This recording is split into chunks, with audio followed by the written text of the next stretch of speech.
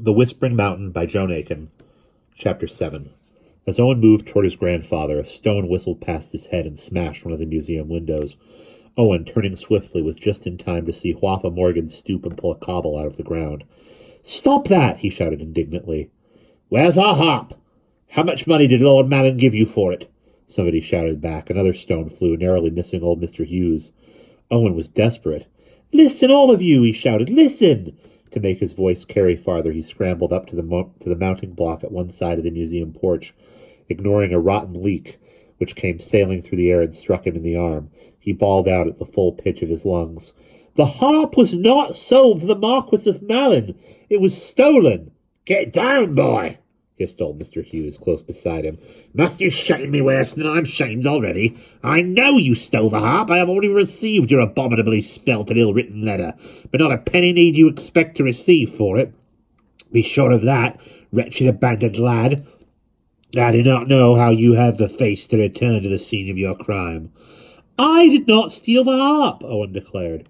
"It was taken by two men called Bilk and Prigman who forced me to go with them." "All in it together, like as not," somebody commented. "Do not attempt to deceive me, boy. I know your writing," Mr. Hughes said. "Of course it was my writing. They made me write at the point of a knife." It is Bilk and Prigman who have the harp, and I believe they stole it for the Marquis of Malin because my grandfather would not give it to him." The last was plainly news to the crowd. Mr. Morgan, the innkeeper, said thoughtfully, "Well now, there's maybe a grain of truth in what the boy tells us. Certain it is that those two were very thick with his lordship when he stayed at the Dragon. And why would that be, I am wondering? Jailbirds they were for sure." "Parcel of thieves, the whole crew of them," called Mrs. Evans, the grocery. "Duck those two in the river now, Just and the others, when we lay hands on them, is it?" The section of the crowd who wanted action muttered agreement. More missiles were flung. One of them, a rotten apple, struck Owen and splattered him with cider-smelling mush. "My grandfather has nothing to do with it," he shouted. "Listen, you must listen to me. Grandfather refused to let Lord Malin have the harp. Those two men said so. That was why they stole it." "Lies, lies! Tell the Marines!" somebody shouted. "Quiet, neighbours! Give the boy a fair hearing, I say," the burly Mr. Morgan called out. "Courage he has at least, no denying. Not sorry I'd be to see the day when you spoke up so bold," he added sharply to his son Hwapha, who laid down the cobble he had been about to hurl and looked sheepish. "Right, boy, tell your story then, is it? And if anyone care to interrupt, he have me to deal with."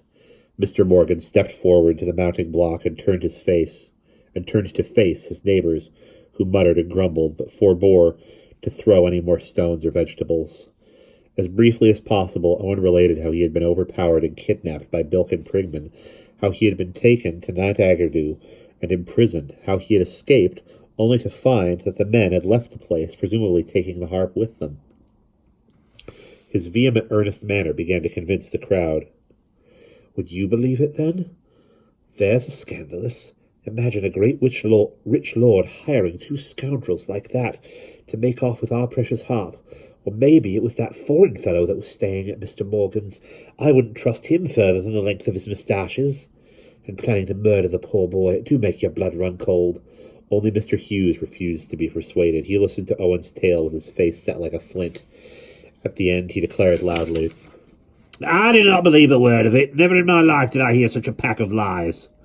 Owen turned paler than he was already. "But grandfather," he began. "Do not address me as grandfather, boy. I disown you. Understand me clearly. From now on I will have no more dealings with you. I will not feed you or house you. I do not acknowledge you as my flesh and blood. You have put shame on the ancient name of Hughes." "Shame yourself, old man," shouted Dai, the postman from the Dragon of Gawain. "The boy have done his best, isn't it? There's nasty casting off your own kin." "Yes, hear, hear! Heart of granite the old Cywald has." Exasperated, Mr. Hughes turned to face the accusing crowd. "Clear off, every one of you," he shouted. "I've no patience with you. For the last 3 years since I returned from active service, I've tried to run your museum in a decent shipshape manner, and what thanks do I get for it? First, you accuse me of stealing the harp. Now you call me names and interfere with in my family affairs. Well, from tomorrow you can look after your own museum." Because I am resigning my post. Some other fool can have your 10 shillings a year. Now kindly take yourselves off, because I wish to go to bed. He moved back toward the porch. Grandfather, Owen began, but the old man stonily ignored him. He stepped inside and slammed the museum door. There was a moment's shocked silence. Then soberly the crowd began to disperse. Joe, Luggins Cadwallader said in an awestruck tone. There is an old tartar you have for a grandad, Owen Hughes. Sorry I ever was a bit nasty to you. Reckon you had enough at home to put up with. In spite of an angry glance thrown at him by Waffa Morgan, the large, good-natured Luggins ambled over to where Owen stood, still numbed by his grandfather's rejection of him, and thumped him on the back. Cheer up, boy. Not a silly fuss, I say, over an old harp with one string, eh, Mog? Mog nodded. He was eating a large handful of lava bread, but stopped chewing long enough to say, Glad I am my granddad hasn't thrown me out of doors. What do you do now, Owen Hughes? His tone was inquisitive rather than unkind. Do? Owen was still somewhat dazed. He rubbed his forehead perplexedly, rather taken aback at the apparent goodwill of these boys, who had hitherto been his enemies. But Waffa and Dick, Soth and Florentine and Dove still scowled at him with dislike and hostility. Only he now realized their enmity did not worry him as it had done before. Do? He repeated. Why, I must try to get the harp back. Yes, he went on, as what seemed his only possible course of action occurred to him. I must go to Caermallon and tell the Marquis that Bilk and Prigman have gone off with the harp, and that, as he is suspected of hiring them to steal it, he should help us get it back. Back and da, that's right, exclaimed Mr. Morgan approvingly. Coward did you say this boy was, Waffa? Why, he have twice your spirit, going to see Lord Malin. There's a full-grown man in this town would not dare. There's many a full-grown man in this town would not dare. Waffa Morgan scowled at his father and muttered unwillingly, Nothing so wonderful about him that I can see, but I'll go along with you if you like, Owen Hughes. For he perceived that Owen's behavior had won him respect, even popularity, and that it would be well for his own position, at least, to make a pretense of sharing the general opinion. And I'll go too, cried out Luggins joyfully. Like to see his lordship's cast full of golden furniture, I would. I'll come too, and I, volunteered Dick and Florentine and Dove, following their leader's example. Don't leave poor old Mog behind, boys. Soth glanced questioningly at Waffa, who muttered behind his hand, Just wait till we have him out in the woods on the way to Caermallon. Mincemeat will make a little ardwa. Upon which Sloth, smiling his sickly smile, lisped, Glad I shall be to come along too, Owen Hughes. Waffa and his associates stepped out of the rapidly dwindling crowd and joined Owen round the mounting block. Start right off, will you then, Owen Hughes? Mog said. Owen would have liked to set out that instant, but Mr. Morgan advised waiting till next morning. No sense trying to get through the forest Maya at night, boy. Eaten alive every last one of you would be, even my Waffa, and he's as tough a mouthful as ever gave the colic to a hungry wolf. Better come down to the Dragon for a bite of supper and a nap. Welcome with us, you are, since your old granddad have turned so prickly. Plenty of room there, since all the gentry have left. The foreign gentlemen didn't stay long after Lord Malin went. Up to visit the museum first, and then off with him to Nantagadu in a hired chaise. Wanted to see the Devil's Leap, was what he said. It was agreed that the boys would start at daybreak, with food for the journey and whatever weapons each could provide. Owen ventured to tap on the museum door and ask his grandfather if he might borrow the ancient crossbow from the collection of his arms, but his request was greeted with implacable silence from within. No matter, Mr. Morgan said. Plenty of leather we have down at the Dragon. Make yourself a slingshot, you can. However, next morning, much to Owen's surprise, Luggins arrived carrying the museum crossbow, which was in good working order thanks to the way Owen had been obliged to polish it every night, and a handful of bolts. How did you persuade my grandfather to part with it? Owen asked Luggins, as the party of eight set down the rocky forested glen to the Gaff River, armed with sticks, knives, pikes, and the crossbow. No trouble at all, Luggins said, smiling his wide, simple smile. Thought I'd call in, Just as I was passing the museum at the door, I was, when a carriage stopped there, and a fellow all done up in gold lace says to your grandad, 'Mr. Hughes, is it? I have orders to bring you at once before his worship the Marquis of Malin. He desires to see you without loss of time.' Well, while your grandad was grumbling and arguing the toss, the way he was with him, what did I do but nip in the door behind him, whip up the crossbow, and out the window. Simple, see?" Owen congratulated him absently, his mind much occupied with this news. It sounded as if the Marquis had not got the harp, but he had received his letter and sent for Mr. Hughes to demand an explanation. So that made two. The Seljuk's letter had missed him.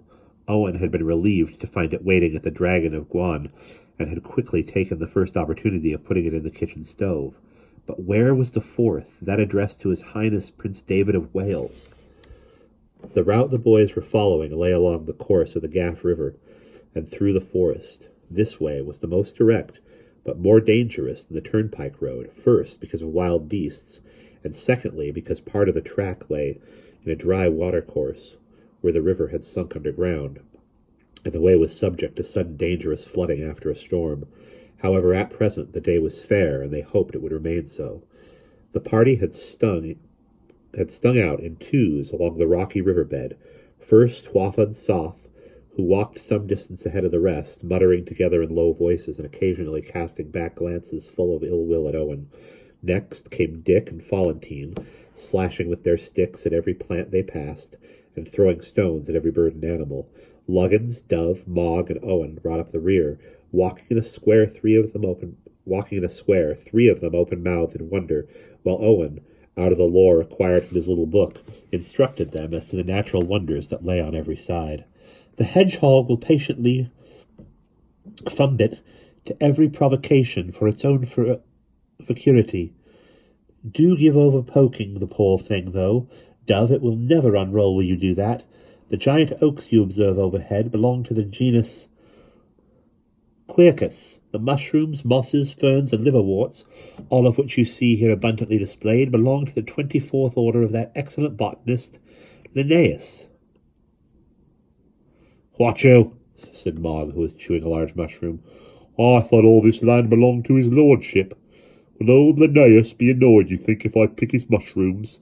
At this moment, Follentine, hurling a rock at what he supposed to be a large grey boulder, had the misfortune to strike an elderly she-wolf, who was curled up sleeping in the morning sun. She woke and flew at him with a snarl. Yelling with fright, he took to his heels, but she overhauled him in half a dozen bounds and seized the skirt of his jacket in her long fangs. While the rest of the boys stood paralyzed by fright and indecision, Owen swiftly strung the crossbow and fired a bolt with dexterity as to knock the wolf head over heels, killing her instantly. "Yeah, may often, arna," bubbled Follentine. "She nearly had me, the brute. I'm not coming any farther. Back home, me." "Rubbish, man. Shame on you. She hardly touched you. Handy shot of yours, that was, Owen boy." "Rubbish, man. Shame on you. She hardly touched you. Handy shot of yours, that was, Owen boy," exclaimed Mogg, examining the dead wolf. "I'm wounded. I might die," Follentine persisted, craning his neck to try to observe the back of his thigh, which the wolf's teeth had grazed. "Look at the blood! Bleed to death I shall, for sure." Wishing that Erebus were there to advise him, Owen bandaged the slight wound with a handful of cobwebs and some dock leaves, notwithstanding all their persuasions. Follentine then made tracks for home, declaring that he was sure mortification would set in unless his mother cleaned the wound. Pursued by cries of "Mam's babby!" from Dick and Hwapha, he hastened up the gorge and was soon out of sight. The rest of the party then proceeded on their way, Luggins, Mogg, and Dove continuing to congratulate Owen on his marksmanship, which had filled them with astonishment, while Hwapha, Dick, and Soth kept some distance ahead, seeming more disgruntled than delighted at this proof of his ability to defend himself. "Have to get the bow away from him. We shall before we nobble him," Hwapha decided. "You do that, Soth. Dick and I'll find an overhanging rock and drop on him from it. That ought to settle him." "I seem to have sprained my ankle," Soth stammered nervously, beginning to limp. "I'm not sure